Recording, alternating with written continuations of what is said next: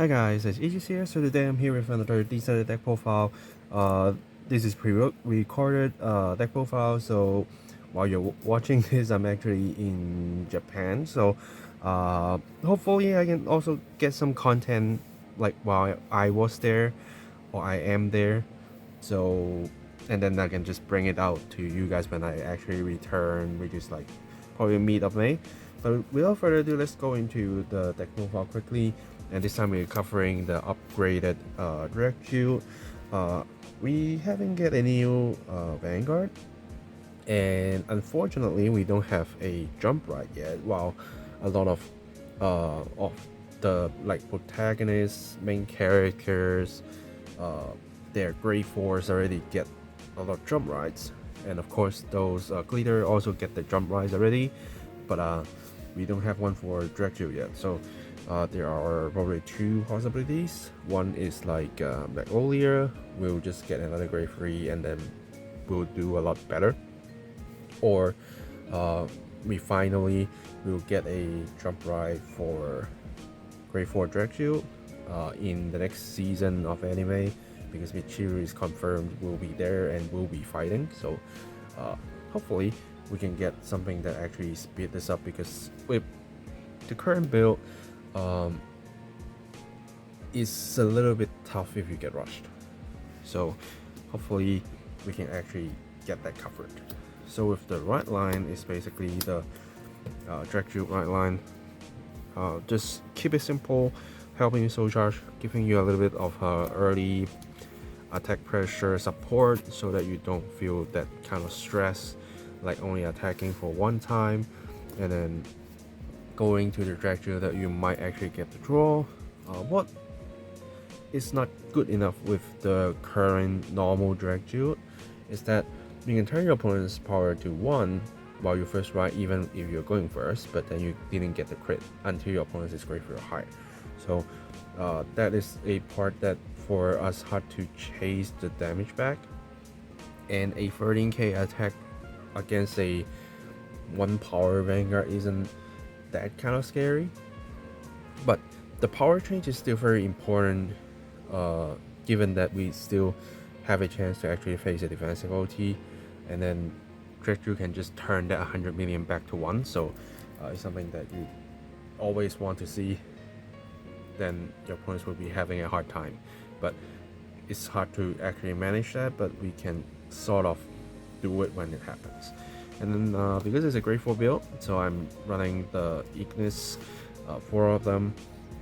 You not only that you need the grade 4 for you to soul blast, and to actually go into grade 4 gives you a lot more benefits. For example, the plus 15k to your front row, gaining crit a lot easier, even though you need to soul blast basically grade 0, 1, 2, 3, 4, 5 cards is sometimes maybe hard to achieve, but once you get into grade 4 with triple drive, with crit, with 15k to front row, you can actually start grinding things, and you get to basically wipe your opponent's back row every single turn.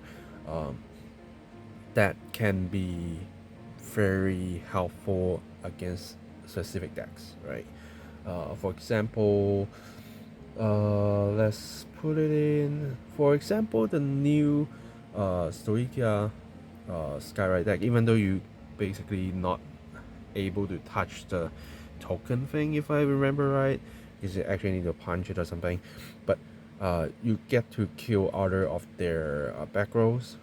And for example, the lyrical lock, the Artisaria, where you do need to, like, they do need to have some back row, for example the Yoika and stuff, and you can just burn them all. So it's going to help you out sometimes. So it has the potential, but I think this deck is still kind of lacking the jump ride, which can make the deck a lot better. And then next is the new card, which is Demonic Stone Dragon Lethal Sago. So this is basically the Rokago updated version, where it also get the restand, it also get the plus 10k power. What it gives you is a very simple energy blast for you to draw a card, which is helping you by a lot, because by using this you don't need to like force yourself to use the energy blast right cost, and you can still draw cards during your main phase, right? Instead of using it as a right cost to draw it for the right phase or for defensive. Of course, for the defensive part is going to help you still, but based on the current energy usage, I think you'd rather put all the resources to just keep calling this and keep energy blasting to draw, make yourself a good board, and then use the triple drive to grind yourself the hand for guarding. It's going to help you a little bit more, right? And with this restand is still a counterblast, so do make sure you take care of your counterblast usage. Don't just spam all your counterblast so that you don't actually get to restand this card. Other than that, I think it's a very decent support that allows you to do a lot of restanding. And of course, we do have other cards that helps us to do the restanding work. For example, the Enforcer is also a very good restander, but you do need to make sure you use her skill first before you restand other stuff, because once you restand other stuff first, you cannot activate her restanding skill. And Enforcer allows you to grab a grade 2 or higher unit card to your hand. It's going to help you out a lot as well, because sometimes you might just soul charge something that you actually need, including this, so you actually have a chance to just grab them all back. So definitely it's going to help you out by a lot. And then we have our Sagan to help us to call units from soul. Also allows us to soul charge, and it's a very good booster, so we don't need to rely on the grade 2 and set order package to get our grade 2 or higher with the boost to just keep the power going. We have this as a booster to help us out. And then I run 3 of the mates to basically help us to get all the grades inside our soul and finding what is not in there, and then just put them in while powering up our cards. So it's still good, it's still very helpful. And because we don't always run a grade 4 deck, we usually don't use her second skill, which is during your turn ends, if you're a grade 4 or higher Vanguard, you can put this card into your soul and drawing card. So this is yet another card for you to draw, and we actually can use her skills fully, including the power up, including the soul charge, including the draw, which if you don't get early rush, you can actually grind a lot of stuff with this deck. And this is why people are starting to consider playing this deck in standard again. If you are confident to survive the early rush from other specific decks, I think it's definitely going to reward you with a lot of resources. And then I'm running 2 of the personal shield gainer. It's also a generic support, which I think is going to help you out with a little bit extra shields that you can just gain from this card, and it's quite easy to get. But do remember, you can only use the skill while you have a personal right icon on your current Vanguard, or when your right deck contains that unit with the personal right icon. So once you get a grade 4, this card is not going to get you any ticket. It's not going to do that because your grade 4 does not have the personal right icon anymore. So that is also one reason that I'm not running a lot of it. It's like, if I see it, it's great, but I don't want him to completely take up my spaces. For example, my restander, my soul charging partners, and something that actually bring me good units to fight. I want them to still have their rooms while trying to increase the defense a little bit, even though it's kind of just a little bit. But if you actually get this card earlier and get the ticket out, you probably will be pleased that you get the extra shield value for you to survive any sort of early rush. Unless they really hit you that big, then well, you can't guard anyway, so it's no hurt, right? And I actually find a little bit of space basically from here to grab 2 spaces for this card, and I think in a lot of ways as a generic support it is going to help you a lot. Of course, you can turn it into something like the old ride cost to put it in the bottom of your deck because you don't person ride anymore. So that is like also like this card only for the early usage, and that one draw might not able to save you some time. So this is why I'm considering with this. And the reason I'm not using the Energy Blast ride cost I already explained, because I'm going to use this a lot more. So I don't want to kind of restrain myself and giving myself a little bit more flexibility, because whatever I Soul Blast to get a ticket, I can just simply Soul Charge them back with the Maid, or just do my random Soul Charge with Saga. Right, and then we have the Papola for restand of units without the restand skill. Basically, nothing too much to say about this because it's a Grade 4 support. It draws me cards, and then it goes into the soul so that we can use it. Nothing much else to talk about that. If you're playing Grade 4 Dragshield, basically this and this is a must made depending on if you are comfortable with soul charges, but I think the quality soul charge with this with the power gain is great. And Enforcer was something that is not that easy to get early days, but now if you buy the Grade 4 deck, basically you have this, you have this, you have this, you have this, you have this, right? So far what you need to find is these 3. Other stuff is fine. And here is something that is a little bit hard to get, which is the Bifrost, which allows you to fill in your drop so that you can just soul charging with the Maid, get something into your soul, so get yourself enough grades to Soul Blast for which Dragshield that you are on. Also get yourself a card into your hand.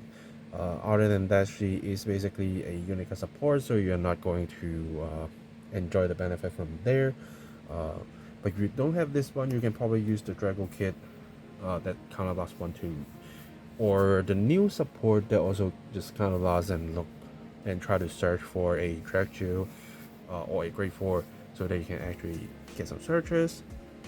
But if you have this, you can feel free to use that. If you don't, just use those 2 options that I suggested. It's not going to hurt you, but of course this is going to give you a lot more value back because she's just that good and that expensive. So you do have choices. You have cheaper options, which the Drago kit is basically inside the material deck as well, so you can just directly use those. Because you are getting this, so you probably will be getting the double rare grade 1 as well, so you can use that if you want to. Again, no hurt at all.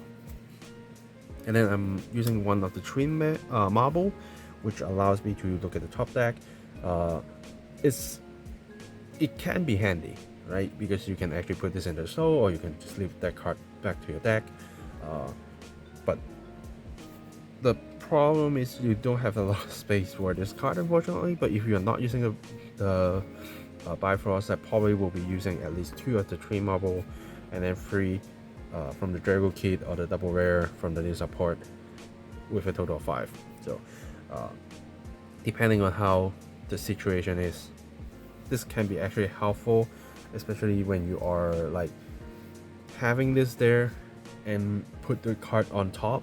Your opponents is not that easy to just call a 2-2 pass, because they sort of having a feeling that the first one will be, and you are more likely to put things onto your Vanguard because the first one is the right thing, right? So it's a good card for trying to bait your opponents to give you more shields, basically. And then with the PGs, it's basically the same package inside the deck, just the normal booster PG, and then with the one that is not the other one, because the other one you can't use it when you have a grade 4 Vanguard, so we're using the other one. And it's also something that included in the deck, so you don't need to worry about that too much. And then I'm also running one of the Angel Ladder to increase my counts on my grade 3s, because outside of this Dragshield I don't have any grade 3 units inside here, so I am using the Angel Ladder to be my grade 3 card to Soul Blast if I need the Dragshield to actually pretend itself to be a grade 4. Basically just that. But the protection Angel Ladder gives is also great. You can use the Kali Burn if you want to, because you can still use it to counter charge and put it in your soul. If you use it to draw 2, then you can just soul charge it with the mate later, so it's not going to hurt you at all depending on what your need is. But I think having a little bit of protection on your key units will be great, so that is why I'm using Angel Ladder instead. For triggers, first I'm using the water OT so that I can recycle stuff, I can gain crit.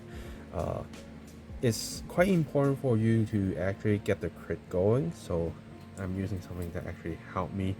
You can consider the fire OT if you want to, which also can apply different sort of pressure by a lot of regard attacks, but it's up to you. And then with the crits, I'm running a total of 8 crit. If you have the certain feel free to put it in. If you don't, as usual, I don't think it's that much of a problem, because you only need like 1 grade per your Soul Blast for each grade. So the more you have won't help you too much. It helps you slightly, like basically prepare for the next turn. So when you soul charge, you don't need to consider the specific grades, but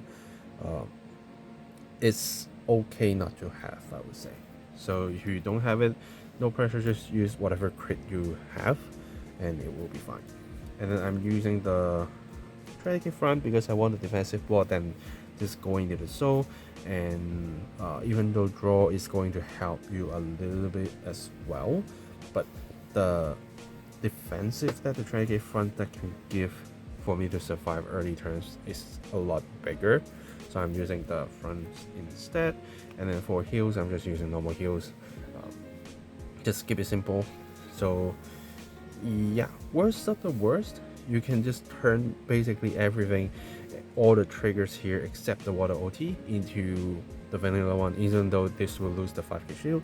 But if you are like, I really can't find any effect triggers, you can still go for that.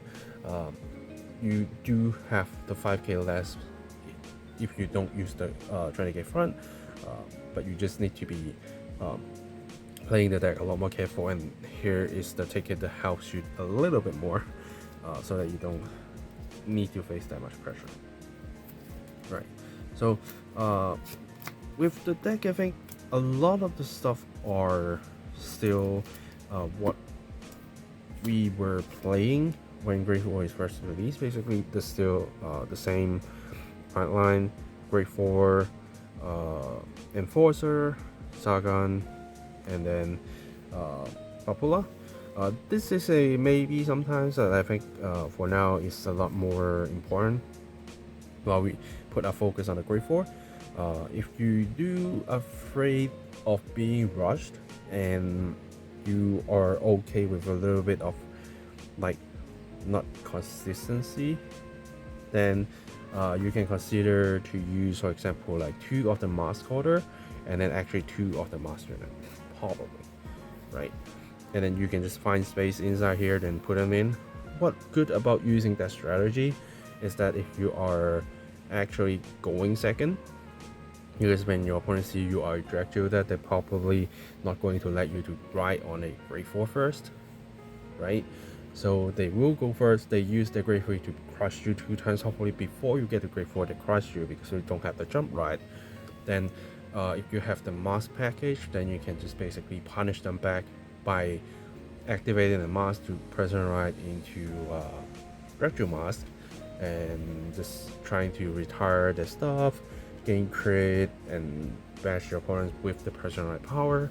That is also going to be a good strategy. And because the grade 4 only mentioned for you to have a Drajeweled unit for it to pretend to be grade 0, 1, 2, 3, 4.